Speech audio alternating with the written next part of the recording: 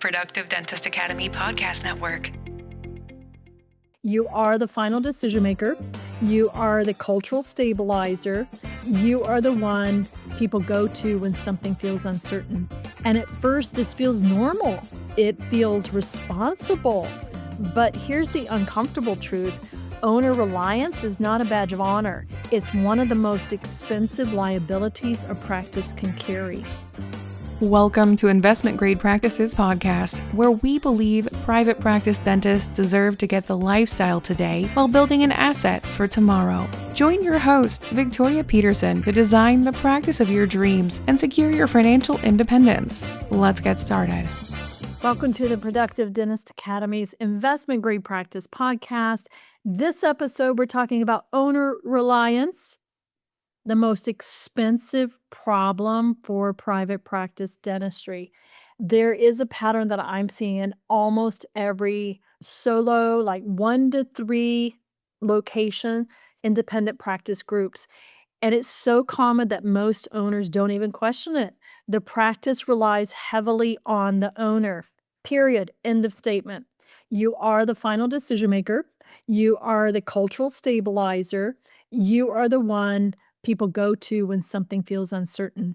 And at first, this feels normal. It feels responsible. But here's the uncomfortable truth. Owner reliance is not a badge of honor. It's one of the most expensive liabilities a practice can carry.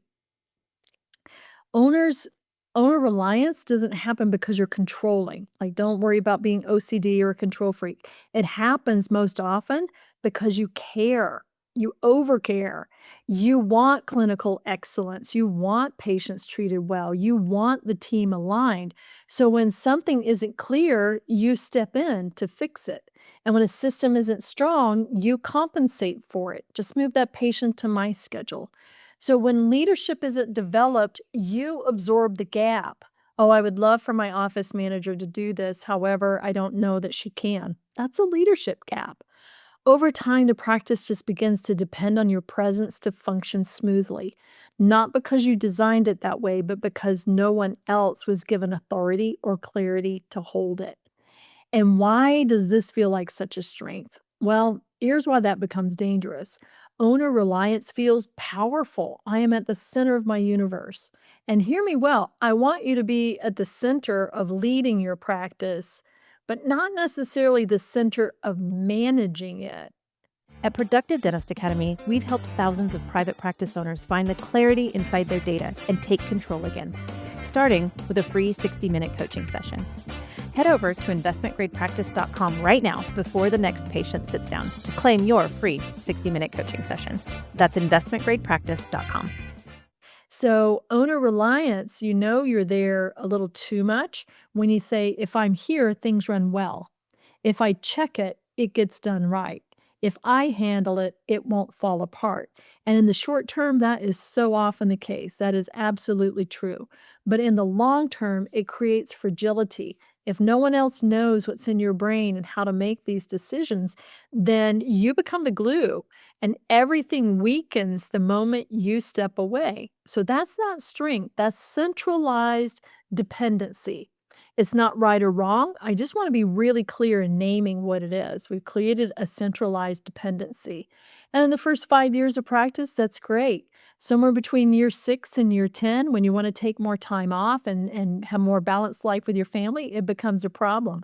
When you go to sell and you want to walk away, but you can't because you've got to sign a 5-year contract for goodwill purposes. This is why DSOs and private equity require 3 to 5 year relationships post-sale because you have become so dependent, it will fall apart.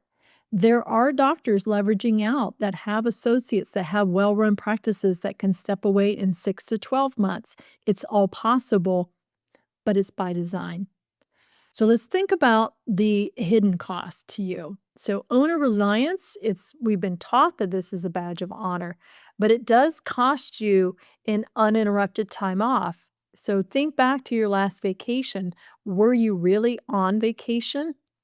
Did you have true mental space to relax? Did creativity come back? Did you have some bandwidth for that? And are is thinking about the practice and putting out the fires robbing you of your ability to look long term and create some options for yourself? So even when revenue is strong, your nervous system never really relaxes. And if you haven't started hearing about nervous system health or central nervous system health, mind body connections, neuro coaching, neuro linguistic programming, all of these things, I've been doing this since the mid 90s, and I'm seeing now that many other coaches are starting to look at deregulating, downregulating the nervous system because that's when you really become your most productive. In short terms, it's how do I de-stress my practice in my life? Because, somewhere in the back of your mind, if you don't do that, like if I'm not paying attention, something could happen. And that's your nervous system being on hypervigilance. It's background noise. It creates brain fog. It creates this exhaustion. Your nervous system becomes exhausted. And we don't yet even have a name for that in our society. So we let it build up to the point that we go, I give up. I'm burned out. I'm tapping out. I'm trapped in the operatory. I must go. But I'm just here to let you know that you can love your practice. You don't have to sell tomorrow, but you do have to have a plan for 1 to 3 years, 5 years down the line so that you give yourself a runway to build it in a way that it becomes less dependent on you as it becomes more valuable to your future buyer. And this isn't a personal failure. This is an architectural design misalignment. So beyond the emotional pieces of it, it really is structural. So from a valuation perspective, if I'm putting on my investment grade practice hat, practices that rely heavily on the owner carry more risk. And buyers and partners look for systems that are transferable. So, are your systems documented when you onboard new people? Can they be onboarded easily? If so, you could get another half turn on your multiple. Is leadership distributed? Have you spent the time growing the people in your organization, not just growing the patient base? That's huge for a buyer, especially a solo buyer. So if you're going the associate to partnership route or a new dentist moving to town and you becoming the associate, distributed leadership that follows the system, ooh, this is so key. It follows the system and the values, not necessarily the person. Do you see how you may have made your practice so tightly dependent on you and your personality that it makes it tough to transfer to the new owner? And that will decrease your value. See, consistent standards independent of your personality, that's what increases the multiple. So even if production is strong, when the buyers are savvy these days and they're looking for those types of design flaws, if you will, of this is so dependent on the personality of this superstar dentist who does it all. It will be very difficult to replace them with an ordinary human. So I know some of you, you're amazing, wonderful people, and it's going to take you a little bit longer to bring the associates up to speed with your service mix, to bring your team up to speed with complex diagnostics. And it is all so very possible. So let's build systems that are transferable, right? Let's not limit your scalability. Let's not limit your equity growth. Let's not limit your exit optionalities by holding this badge of honor that I have to do everything. This is the episode where couple of episodes ago, you learned you're not broken. Last episode, you learned that you can stand right where you are. There's nothing to fix, but get still enough to see where your opportunities are. And now I'm telling you, once you stand in that stillness for just a bit, now you know how to delegate because delegation alone doesn't fix things, right? So if you're hearing this conversation and you think the takeaway is, I just need to delegate better, I want you to know that delegation without that clarity is going to create chaos. So please take the moment Take me up on my offer to have a clarity call. You'll be amazed at what you discover about yourself in 30 minutes or less. Because without clarity, you can't delegate because you can't delegate ambiguity. Trust me, I've tried. I'm very big picture. My team goes, can you give me some details on that? So if the standards are in your head, if authority boundaries are fuzzy, if reporting lacks a bit of discipline, sometimes we have staff meetings, sometimes we don't, sometimes we talk about numbers, most of the time we don't, then delegating is only going to spread the confusion like wildfire. So the solution isn't less involvement from you, it's clearer structure. Once you get the clear structure, as Bruce would always say, inspect what you expect. So I'm sharing with you, let's clarify the expectations first. Then you can start stepping back to inspect it. So, what does it look like to reduce owner reliance? It requires three things: explicit standards. I've said this before. What does that mean? It means it's written, it's visible, like it's written in plain language on one page. It's visible. If it's important, it is laminated and it's in the operatory. So if it's a daily SOP for patient care, it's one page, it's written, it's visible, it's laminable, and it's measurable. So explicit standards for each role, explicit metrics for production, collections, etc. You also need to define the authority. Who gets to decide what without escalating it up to you? So now you're putting in some gates. So we're going to have the ability to create a design, an authority matrix. We have this here at PDA. We're a very complex company. We have a full service ad agency. We have investment grade practice coaching. We have business advisory. We have clinical calibration and clinical mentorship. We do live events. We do masterminds. We do a lot of things here.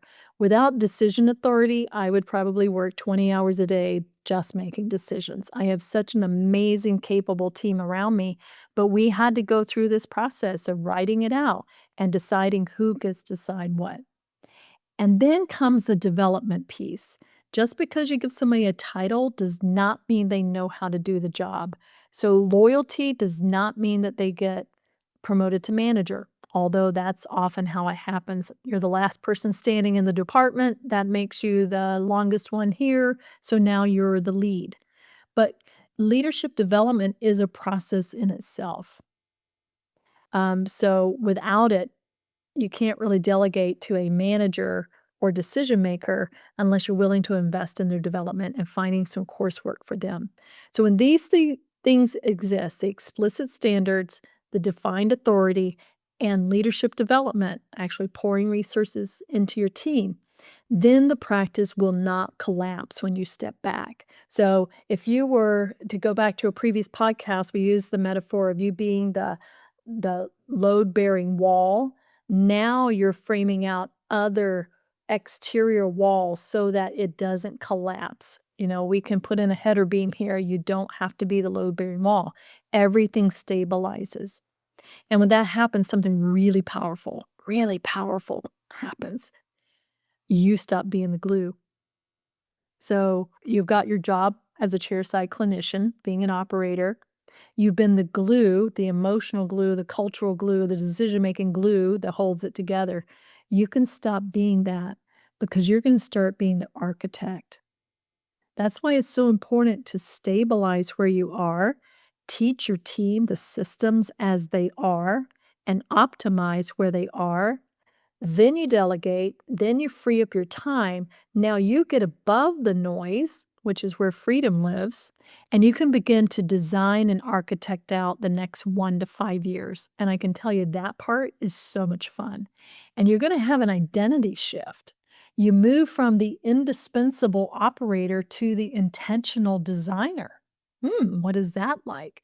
You move from a reactive problem solver to a leader, a directional leader. We're moving in this direction. And that shift, like I've said before, it can feel uncomfortable at first, like, oh, are they really going to follow? But the difference between owning a job and owning an asset is you becoming this architect. Let's help you build that investment grade asset Otherwise, you're going to spend 30 years in a highly paid job. So, as independent dentist, I think you deserve to have more assets. We all deserve to have more asset builders and fewer exhausted owners. Hey, if this episode resonates with you, I got to tell you, it's something deeply personal to my heart. I love helping doctors who are in mid to late career turn things around. You've worked so hard, you've given so much.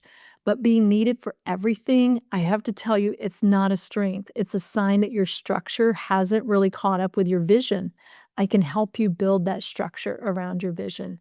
So if you do want help with that, as always, I am offering a 30-minute no obligation clarity call, and I do continue to hold 5 spots per week open for these. If you're an independent practice owner with 1 to 3 locations, that's who I love working with. Remember, clarity restores your energy, and remaining inside that confused owner-dependent structure, it's going to continue draining you. When you're ready to stop the energy drain, hey, click the Calendly link below. I can't wait to chat with you. Thank you for tuning in to this episode of Investment Grade Practices Podcast. If you find value in this episode, help us spread the word by passing it along to a dental friend, subscribe, and give us a like on iTunes or Spotify. Learn more about building your investment grade practice at productivedentist.com today.